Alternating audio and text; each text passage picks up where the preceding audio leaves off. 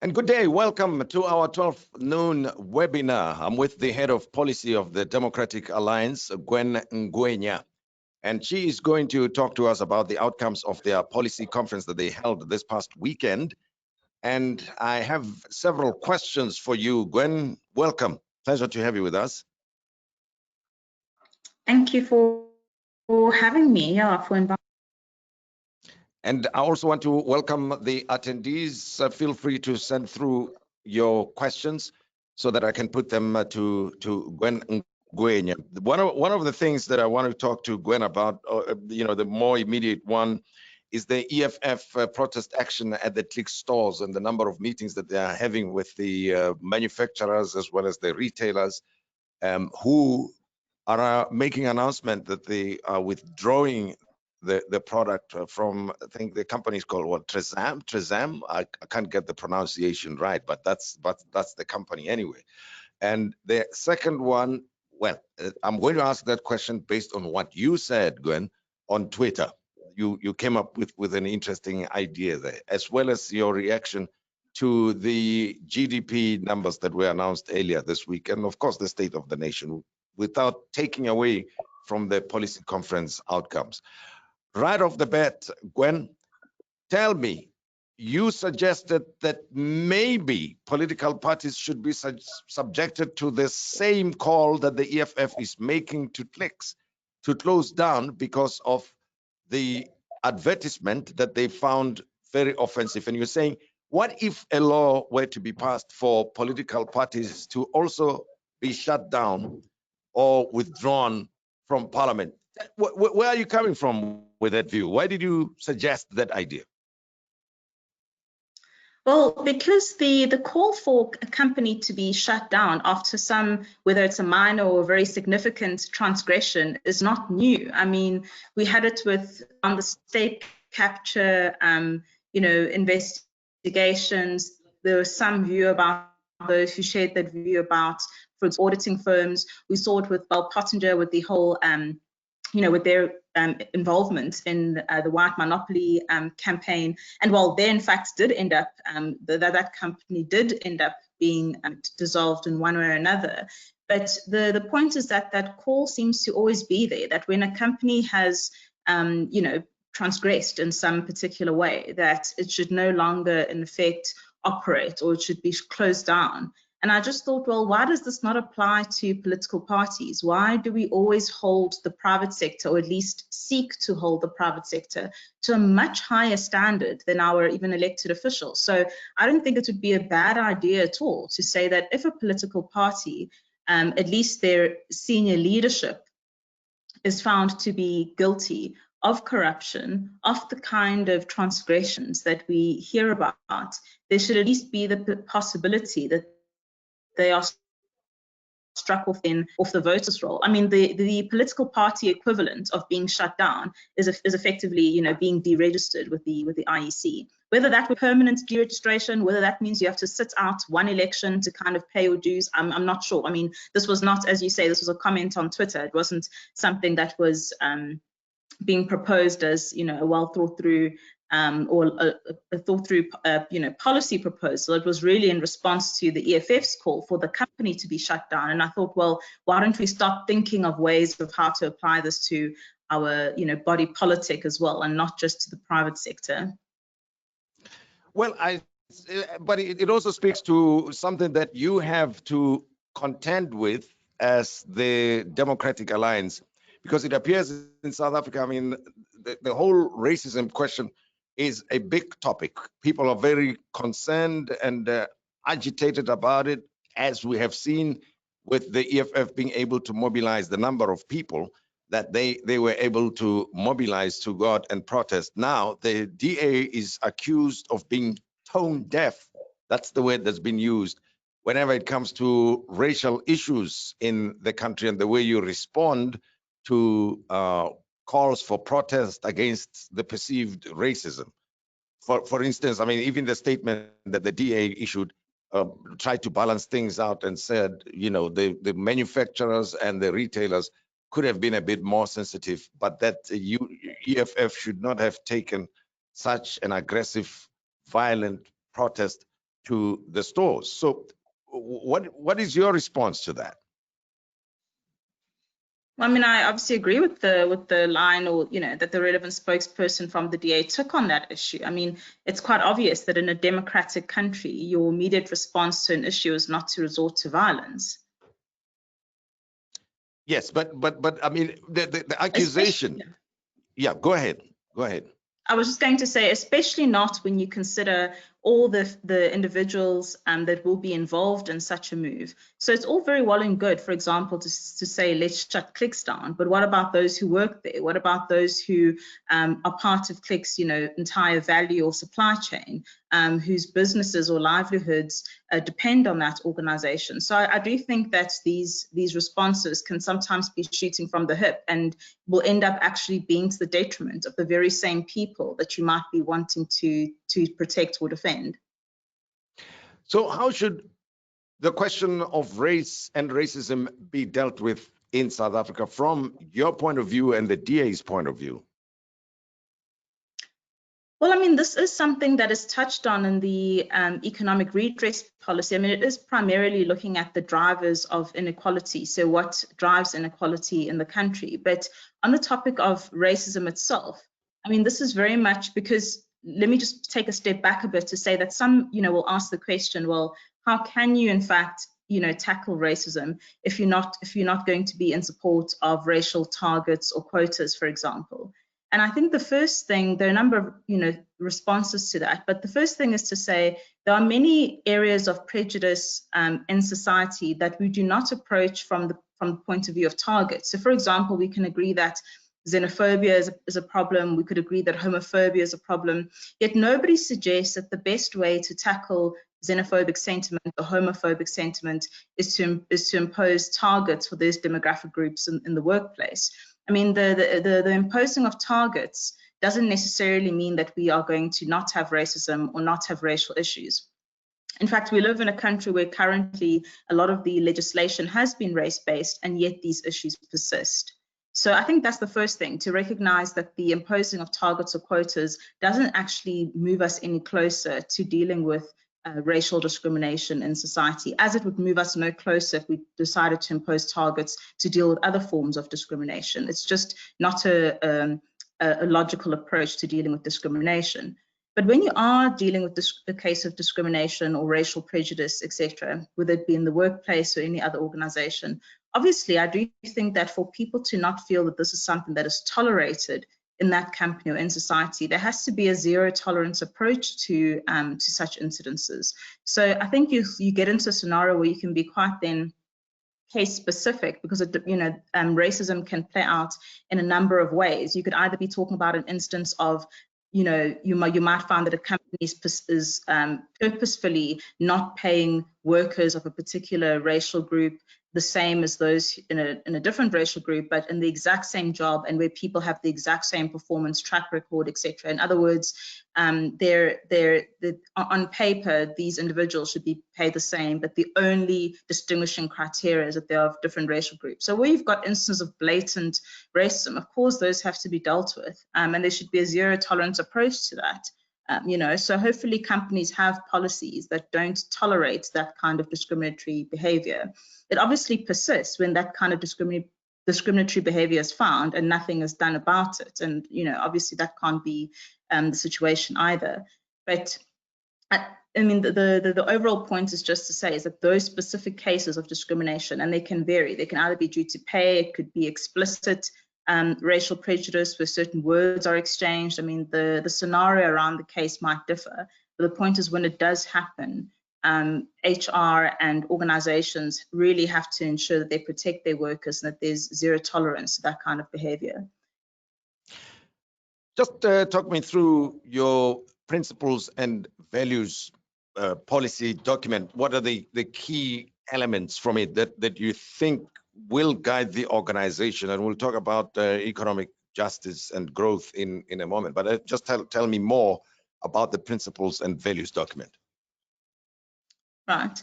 So, I mean, we came from it, is particularly also looking at our, current context, that we come from a country where even at present, racial division is being sowed, particularly by those in political power, where often political parties, there's corruption, where there is elite enrichment, where governments govern with impunity. And we thought fundamentally, before you even get to policies, there's actually a cultural or a values problem in our political ecosystem. Or, the culture is all wrong. We do not believe that political parties in South Africa commit themselves to the kinds of values and principles that give rise to a healthy democracy. And so in some ways, the values and principles we have committed ourselves to can seem obvious. One might say, well, of course you're committing yourself to accountability or to non-racialism or to redress. But when you look around in what's happening in our country, actually political parties don't behave that way at all. So we kind of want this to be a kind of open contract with the members in our party, with the citizens of South Africa, to say, if you get us in government, these are the values and principles that we want you to hold us to and that we hold ourselves to. And we expect to be called out for behaving in contradiction to our stated values and principles. But tell me, why do you think your documents were not well received by commentators in the media? I mean, the kind of coverage that you received seemed to suggest that you were either instructed to toe a certain line by the leader of the party, Helen Zille, and that I use again the word that has been used repeatedly, that you are tone deaf to where South Africa is with its concerns when it comes to, again, especially race issues. So what is it that makes it difficult for the DA's message to break through with ordinary South Africans first and the media in particular? Well, I don't think it's primarily with ordinary South Africans. I do think it's primarily with commentators, as you said. And I won't do what many of your colleagues in the media do, which is to make assertions without backing them up. So I'm going to make a couple of assertions, but I'm going to back them up to say why I make that particular point. So the first point is why I think it was not well received, or why it would appear that it's not well received, is that many outright fabrications are made, unfortunately, by those in the journalistic profession.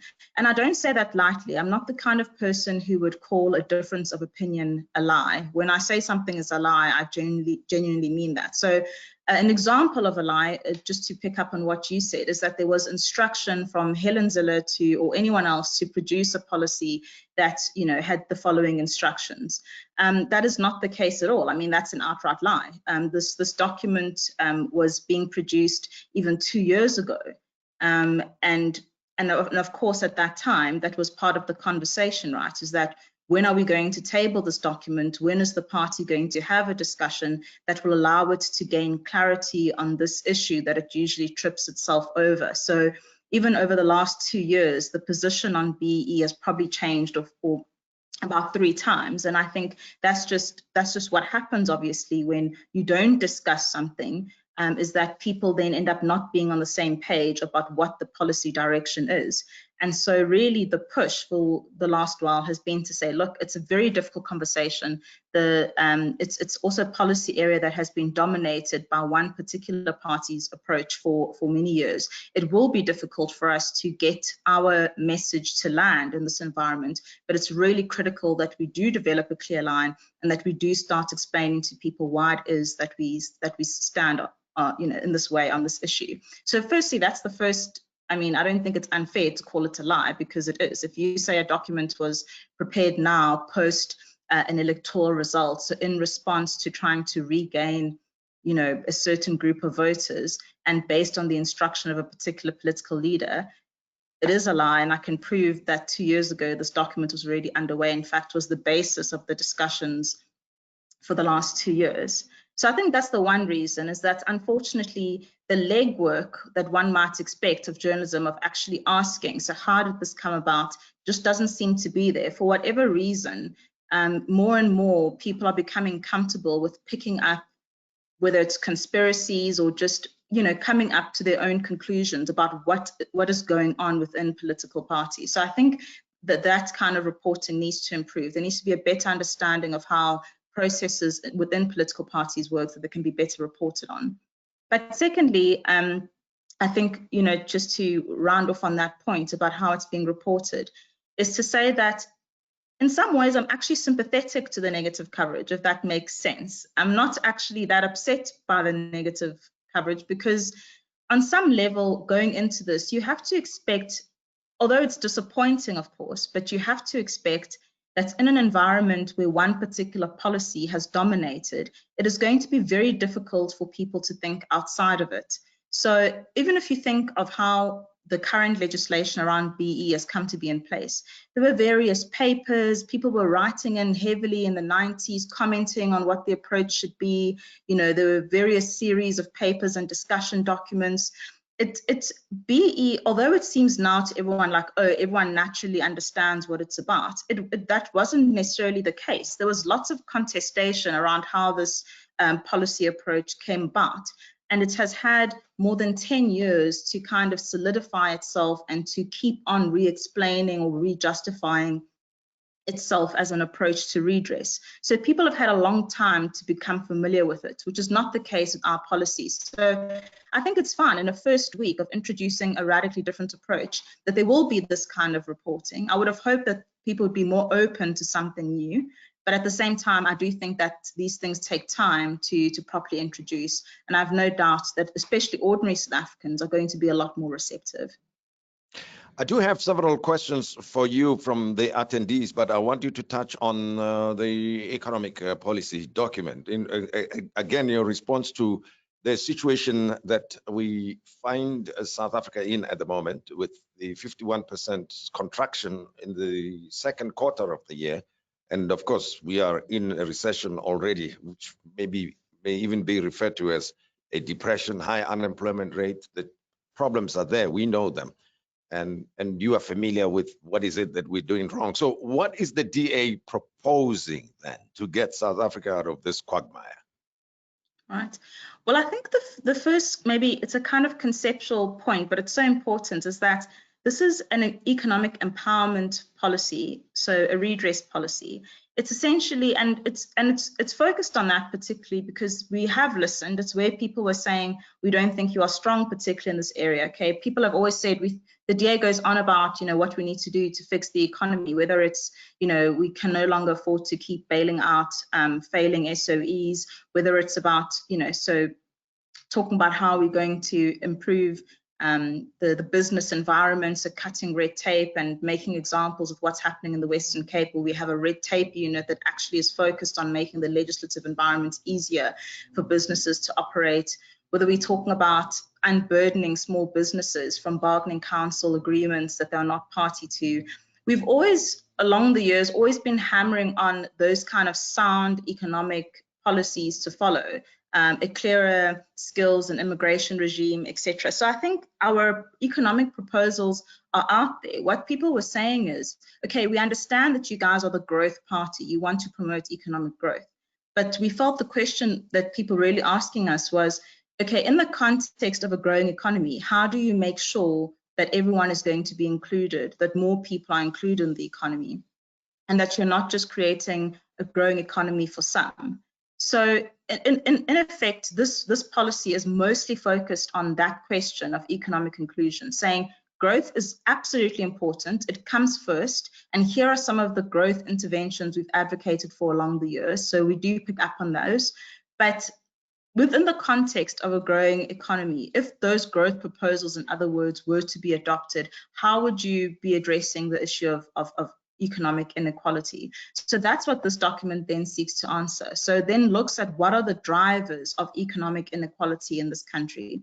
And it looks at unemployment, education, mobility costs. It looks at differential healthcare. It looks at malnutrition.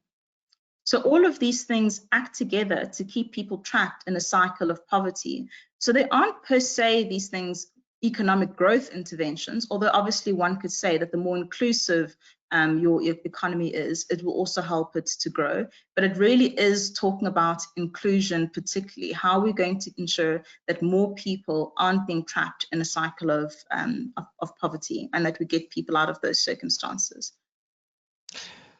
Wayne Daniel says South Africa is also a country where laws are not applied, government policy not implemented and monitored, and thus triple BE of the ANC is not being implemented. Cronism, not triple BE.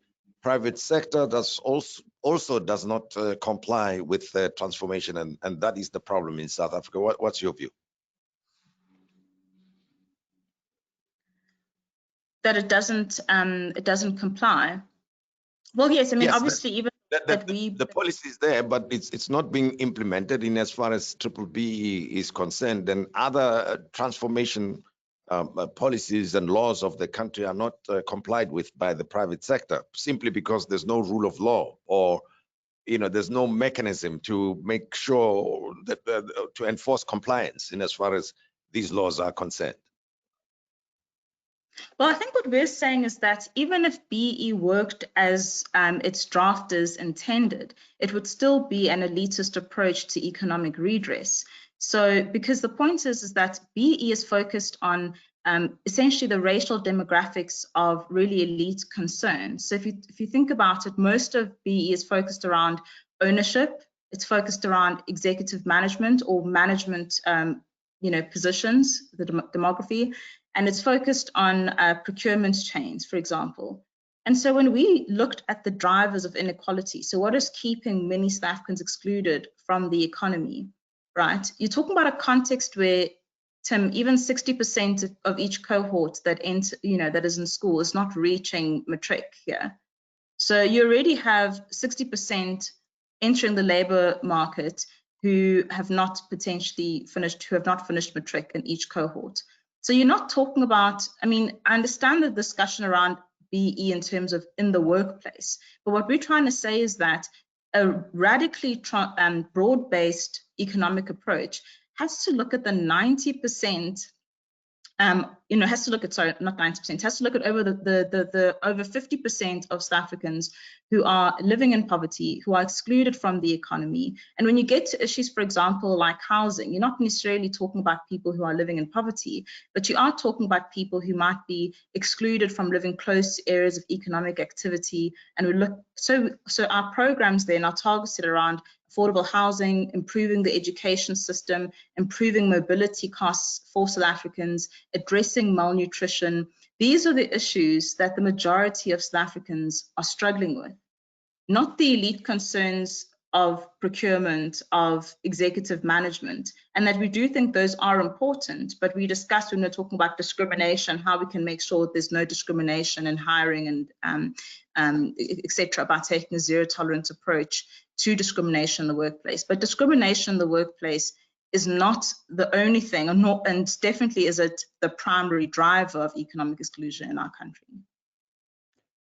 Tim Modise says, I want to ask Gwen, as an African, what her views are on liberal democracy versus social democracy in the context of South Africa. I think, these kinds of discussions get us trapped in a kind of intellectual, I can have that, discussion with somebody, but most of the time I think I prefer to have it offline, because then it makes it seem like it's an essential consideration of how we approach policy. And it really isn't, which is why when we were doing the values document, although I would call myself liberal, and I'm perfectly comfortable with calling myself a liberal, and I think that the values espoused as we passed this weekend are liberal values.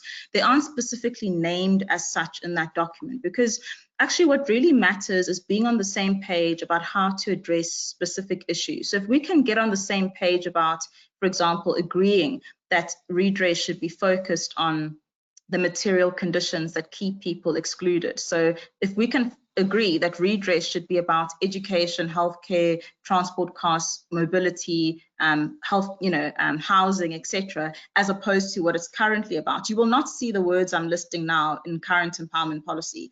BE policy doesn't list how we are going to address unemployment, housing issues, malnutrition, all of the things that drive economic exclusion. It doesn't talk about those things. So the very first conceptual thing is to agree that that's the focus. And if we can agree on those things, I think it's much more beneficial than having an abstract debate about who's a social liberal, who's a social democrat, who's a liberal, who's a classical liberal. I mean, if we can agree on those things, how you choose to call yourself or label yourself, I think, is your business, because we might end up fighting about whether, you know, it's better to be a social democrat or a classical liberal. But then when we discuss the actual issues, we find that we are on the same page on issues. We just choose to call ourselves different things. So I don't think that kind of labeling is necessary. But you know, my sense is that the Democratic Alliance seems to be suffering from what I would call an image problem of sorts, right? It doesn't matter what you say, that the hurdle is the same. It's the perception people have of the party. And the next two questions will illustrate my point. And I'll add, Tumbedzo is the first to go. He says, it would seem that the DA is positioning itself as a regional segmented party. Has the party made peace with the fact that it will never get to implement its policies nationally? That's the first question. And I'll be following up with another one. Just respond to that. Oh, okay. So firstly, no, I mean, our political strategy is still one about, you know, national government. But what you have to be very clear to yourself as a political party, and I think most of, I would assume that maybe most of your listeners, Tim, are more kind of, you know, corporate professionals, not necessarily in politics. So I just want to use a kind of sort of corporate analogy or example, is that if you were selling a product, you know, you would be laughed at by investors or other people if you said your target market was every single consumer. You know, I mean, that's not true. If you're selling Turkish delight, for example, you think you've come up with the best recipe for Turkish delight, and they say, okay, so who's your target market? You can't say everybody. It will have to be a bit more specific than that. So similarly, I think, you know, many people don't view politics in the same way, but they should, is that if we are saying our values and principles are non-racialism, a social market economy, an accountable government, etc., we have to be clear about what percentage of South Africans are necessarily available to that message. So let's say we say 40%. I'm just going to make up examples because I can't reveal our actual research on this point. But let's just say we say 40% of South Africans are available to a message that is non-racial, that is primarily market-driven, etc., etc. Basically, the DA's values. Then it means that our success must be assessed against that potential target market. So if we get 20% out of a potential 40% target market, then obviously we're doing badly. But if we get 38% out of a potential 40%, then we're doing well. But that's not the way that we analyze politics. We don't start off from saying, well, what is the potential target market available to this particular message? And I think that's operating with integrity, because if you want to approach politics just by saying we want to win at all costs and principles don't matter, so don't measure your target market against your principles, just make your target market the best selling or best possible message. That would be easy to construct, or at least not very difficult to construct. What you could just simply do is put out a survey or referendum on every single issue. What do South Africans want on the death penalty? What do they want on gay marriage? What do they want to be done to immigrants? What do they want on X, Y, and Z issue? And then once we see where the majority stands on all of those issues, then you just create a party that stands for all of those majoritarian things. Then there you have it. You've got yourself a political party that directly speaks to what the majority wants. But that is not the kind of cynical approach to politics that we want to take. We would like to approach politics as we would like to persuade and have a conversation with Africans to convince them of our particular values. But ultimately, Gwen, you also want to win the majority support, isn't it? And form a government. Ultimately, that's what you want to do. And the next two questions illustrate the point. Joseph Rom says, when will the DA start competing with other parties with regards to their social media strategy in today's cancel culture? Instead, the DA constantly seems to be overrun by social media as opposed to being on the front foot with regards to the issues that they should be promoting out there in the broader social media space. That's from Joseph Rom. The second point comes from Chris Lombard, who says, the DA appears to lack focus and direction. Does the party have a strategy to capitalize on the current incompetence and absence of leadership in South Africa? Yeah, so I mean, in some ways, those kind of questions are similar, you know, capitalizing on social media or capturing the attention there, and also capitalizing on the failures of the current government. And the thing is, we do, but this is what I think I'm trying to express, is that once you commit yourself to a particular style of politics, it means you have to be in it for a longer game than those who might be engaging in short-term kind of gimmicks. So yes, we could grandstand and find an issue that actually, in the end, benefits very few people, and usually you can see the MO of the organizations that do this. You find a really divisive or wedge issue, a controversial, particularly tends to be a race issue, and then drive it by you know, going to you know, burn stuff or destroy things or mobilizing a huge crowd. But at the end of the day, what has been the net value or net benefit to South Africa? Very little. Some of the things that we fight for, I agree, maybe don't make for as much riveting social media content, but they fundamentally do change the lives of ordinary South Africans. I mean, when I just think just quickly of one example, then during this COVID pandemic, when we went to court over the ability of charities to continue to feed hungry South Africans during the pandemic and not be constrained by some of the you know, really nonsensical rules that were being proposed by the relevant minister. That, I mean, there's no ways you can say that getting a court order that allowed hundreds of thousands of people to be fed is not more important than setting a store alight in some shopping mall. So yes, the things we do, unfortunately, don't make for much sensationalist media, but they do benefit ordinary South Africans. And we hope that by continuously talking to South Africans about the things that we are doing to improve their lives, that the DA will continue to grow as a party. But from your point of view, I mean, what is it that makes it difficult for the party to persuade, especially the Black community or potential support in the Black community, that you are not the white party that many claim you to be? Even yourself, Gwen, and I say this respectfully, and you know, you've been subjected to this before. You are the head of policy of the DA. You are my guest here, and we're discussing the policies of the DA. You played a substantial role in the formulation of the policies that you've published. But still, people will turn around and say, no, but Gwen works for the DA, and I don't want to be crude about it, but that's the language used. She's just a puppet of the white DA party. She's not really in charge. The party seems to be suffering from that image problem. How does it shake it off, you think? Why is it difficult for a person like yourself and others in the DA to persuade people differently? Well, I think it happens over a long time. I mean, maybe it's not that conversion is not happening fast enough, but I think it is testament to the psychological trauma that apartheid did, you know, render basically on our country, that it will take, you know, so long. But things are moving. You know, people may not think they are, but they are. I mean, I've been involved in the DA for a long time. I actually signed up to join the DA when I was 17 years old.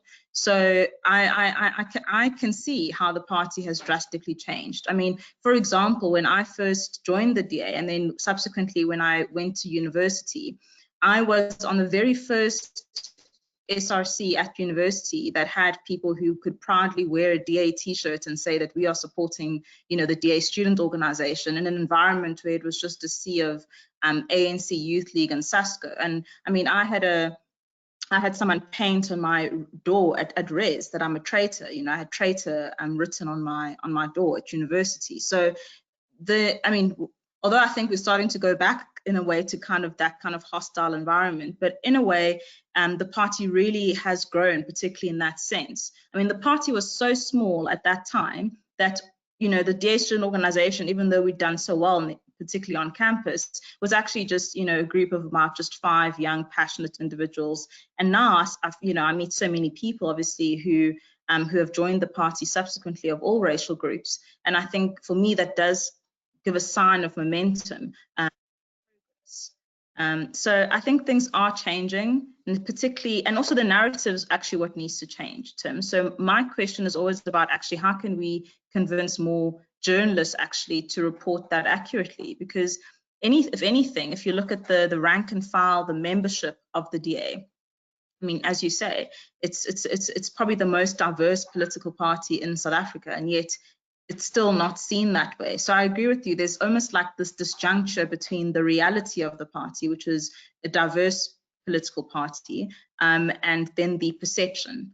And just quickly to end off on that point, I'd say that I do think so much of it is rooted in, you know, some kind of like the trauma of apartheid, and also it reflects just, I think, some of the low self-esteem that some people still have, you know, especially when we're talking about why people can't believe that the young Black woman has had a hand in the policies. I mean, that's something I face all the time. You know, there's always this implication that no, somebody else actually wrote the policies or somebody else told you what to write.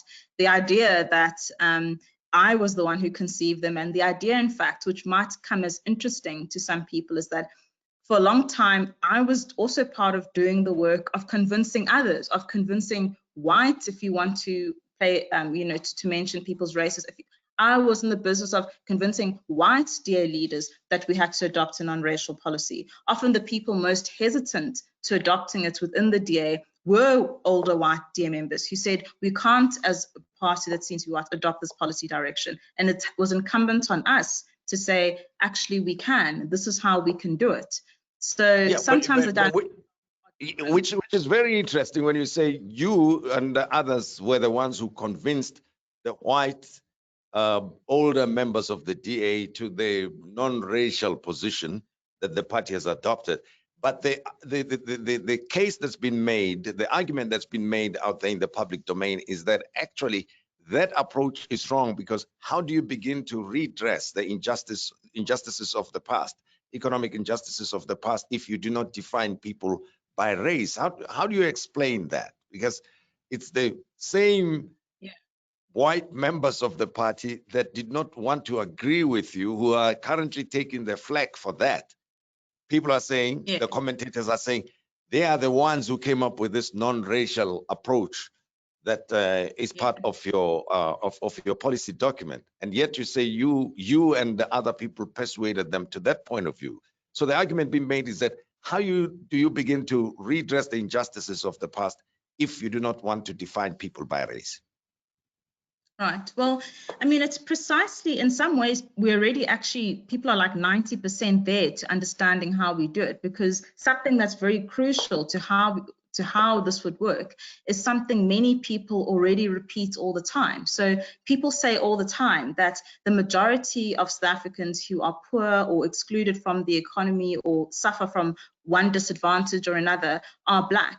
So that's precisely why, though. It's precisely because the majority of those who are, you know, face poor healthcare, who face unemployment, who, you know, suffer from all of these various inequalities, is precisely because those people are in the majority Black, that if you focus on disadvantage, you will be benefiting Black South Africans. You can't in one breath say the majority of the disadvantaged are Black, and then in another breath say a policy that benefits the disadvantaged will not benefit Black South Africans. Those two could not both be true. If you recognize that the majority of the disadvantaged are Black, then you will have no problem in being assured that a policy approach that focuses on disadvantage therefore will benefit Black South Africans. This is the first time, in fact, that I'm hearing that pro-poor policies are not pro-Black policies. It's now a new, because all along governments are being told you have to adopt pro-poor policies, and we're saying, well, absolutely. This is, in fact, the most crucial thing to address.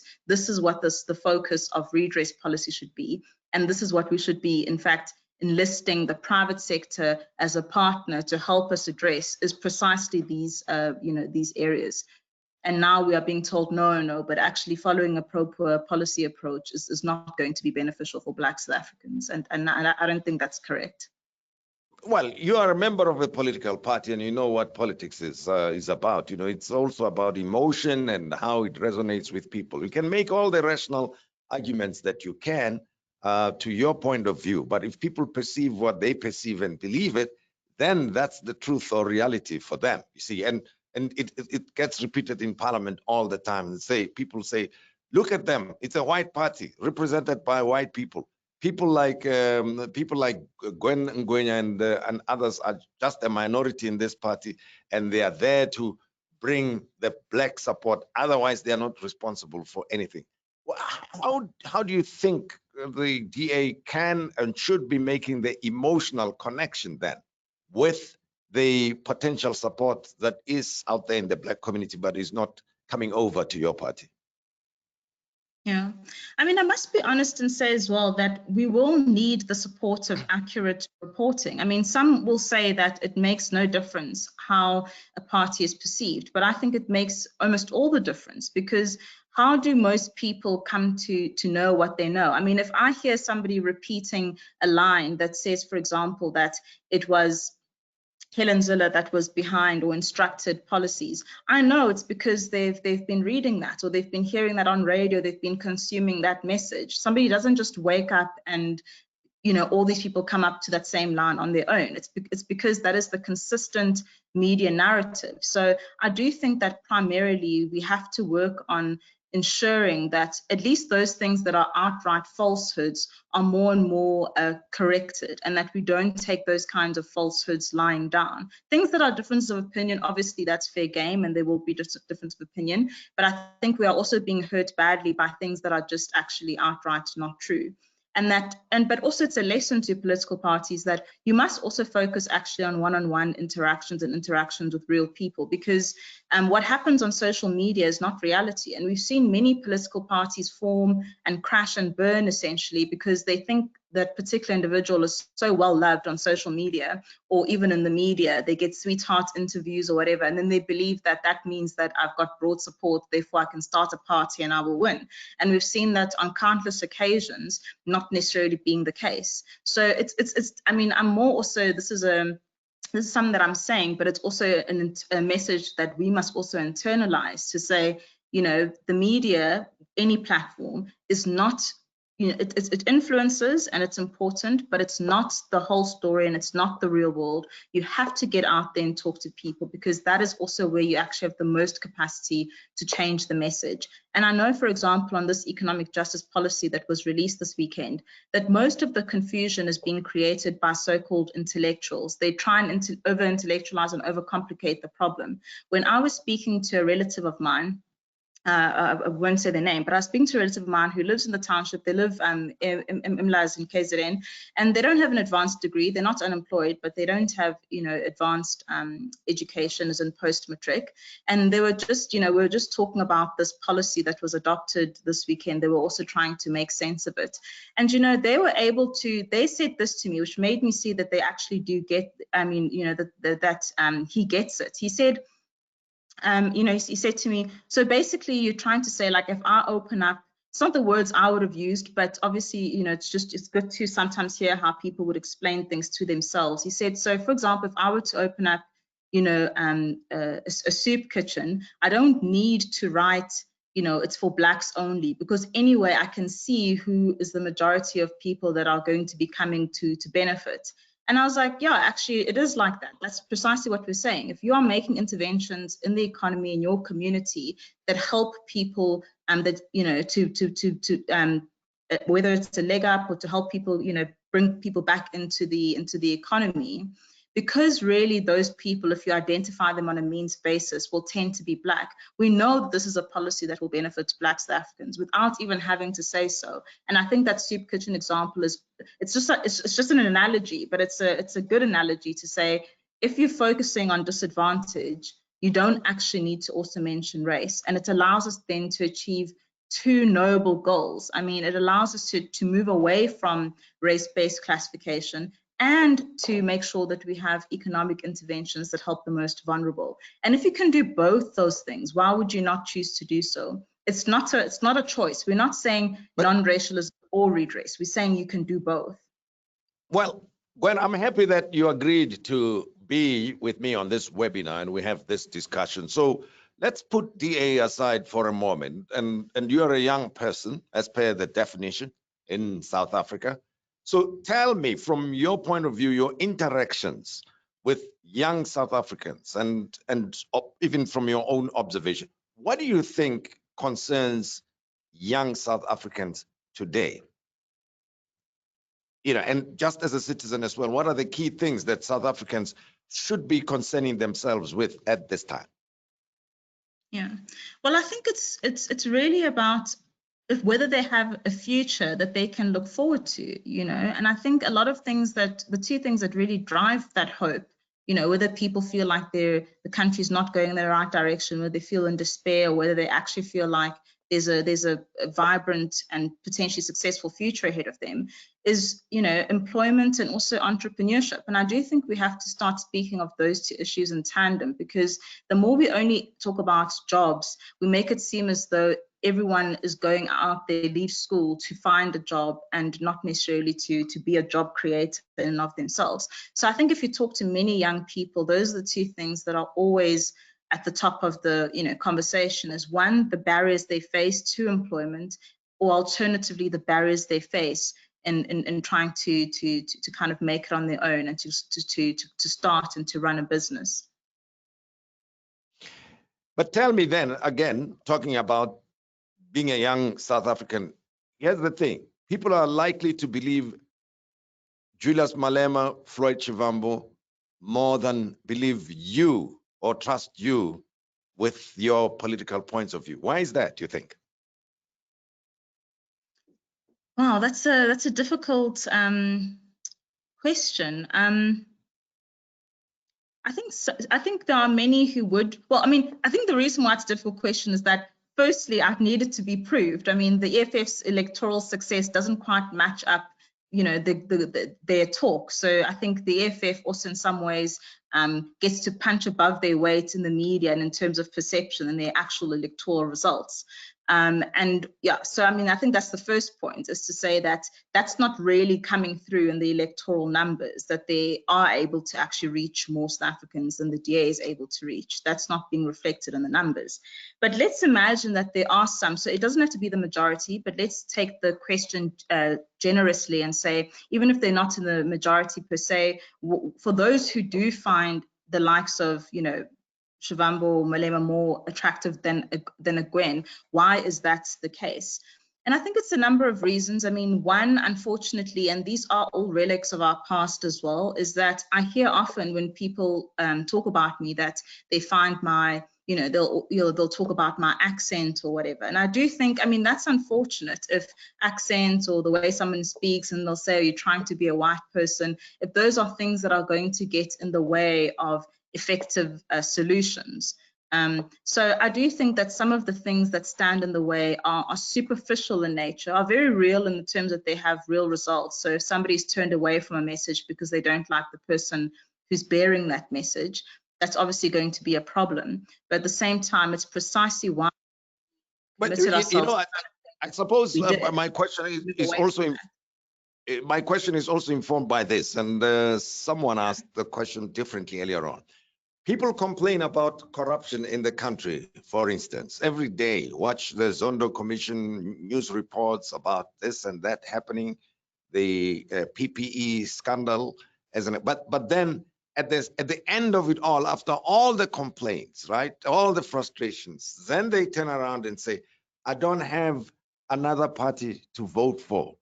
I can be as frustrated as I am with the ANC as matters stand, but I will never vote for the DA because DA will bring back apartheid, or DA represents suburban interests, white interests. That kind of hurdle, I am always, you know, perplexed by the fact that the DA, for some reason, is not able to break through that. It's as if the party does not care to change that perception on the part of those who could have supported you but are not doing so. You're saying, if you don't understand what I'm trying to say, then it's your problem, it's not our problem. But ultimately, you do need that support, isn't it? Why don't you capitalize on those frustrations, in other words? Yeah, no, I mean, we do. I mean, I would say anyone who says that, you know, this is our position and whether you agree or not, that's your problem, that's definitely not a line that we would want to take. But at the end of the day, we do think it's incumbent on politicians to operate with integrity, Tim, is what I'm saying, is that I think the need for us to present effective solutions that we genuinely believe through principle and evidence are going to work has to be the primary objective. Because going back to the example I raised earlier, if we just were to take the approach of saying we are going to only have or espouse the policies that people already agree with, what would be the point of that? It means that even if we were to get into government, we would then get into government on the very same policies that we believe are problematic. So I don't think, you know, you have to be able to present the solutions that you genuinely think are going to be the best for this country, and not just say things because they are populist or it's what the majority already think.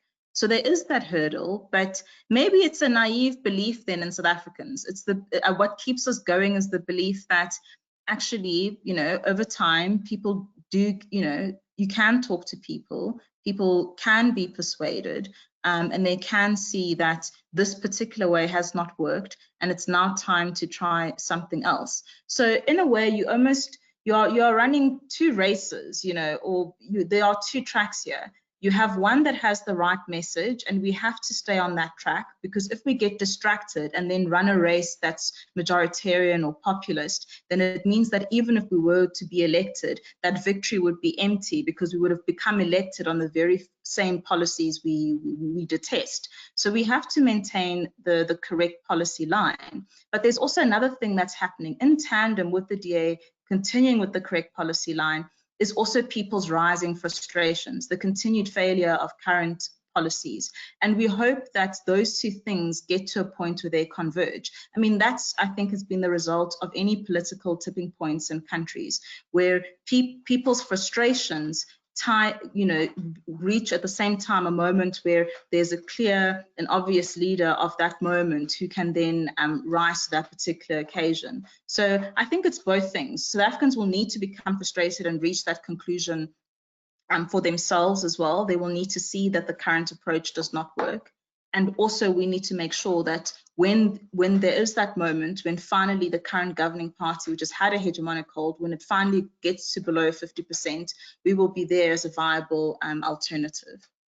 But then the DA leaders who resigned from the party are the ones who tell us that things are not well for them. John Moody just resigned recently and said, for as long as the DA operates the way it does, he does not feel at home and he's not happy with the way things are being done, and people like him will always be marginalized and ostracized, and that's why he's chosen to resign. That you come up with trumped up charges, especially against black leaders within the organization. So when some of the members of the DA who hold leadership positions come out and say that, including the previous leader, Mmusi Maimane, then people say, yeah, you see, it confirms exactly what we've been saying, that these people are not to be trusted.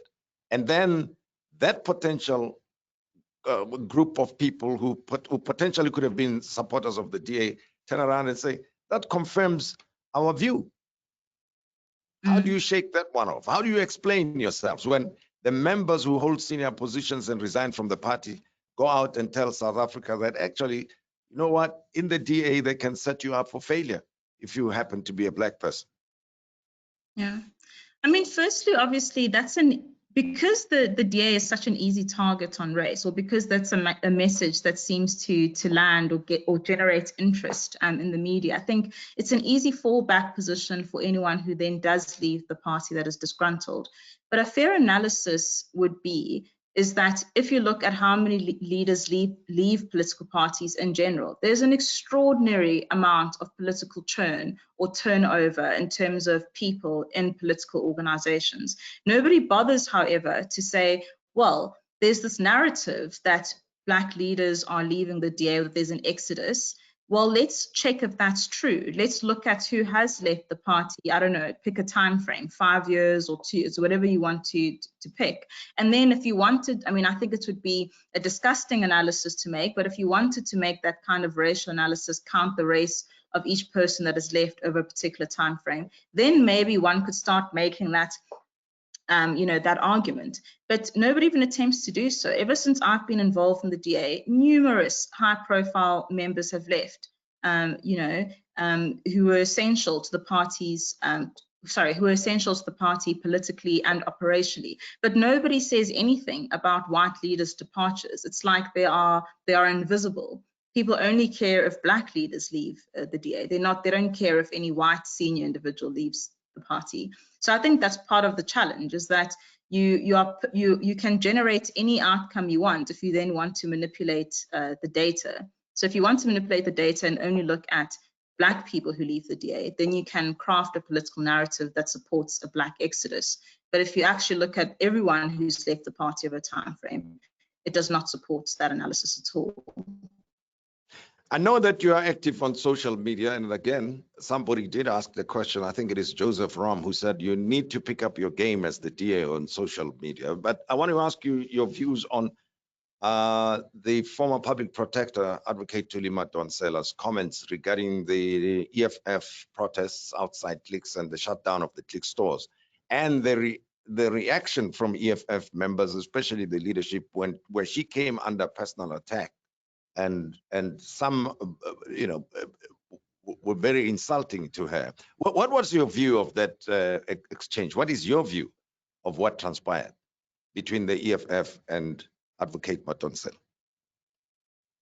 Well, I think in some ways we're back to the kind of clever black analysis where, you're immediately dismissed if you disagree with the line that has been determined by the chieftains of, blackness. I don't know, a certain group determines that they're the ones who can speak on behalf of black South Africans, or who can speak on behalf of a particular racial group. And if you dare to disagree with that line, then either you are not black, or you are not black enough, or you are a puppet, or a number of other words. And I think it highlights precisely why we have to, even when we disagree with people, so even if I don't disagree with somebody, you have to be able to defend their right to say it and their view as being valid.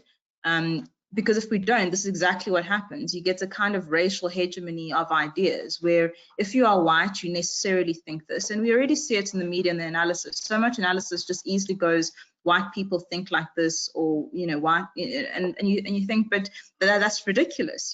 People have their own thoughts and their own motivations and desires, etc. But it happens for all racial groups. People write Dear White People letters lecturing every single white South African on being a racist, because that's apparently what they are. And so similarly, when you're talking about black people, there are organizations who feel that their word and their motivations and interests represent all black South Africans. And when you don't agree with that, you are seen as a kind of anomaly to be squashed out or erased. And I think that's what was happening with Thuli Madonsela there. She happened to disagree with the chieftains of blackness in our country. Now, enter Hemat Mashaba and Action South Africa.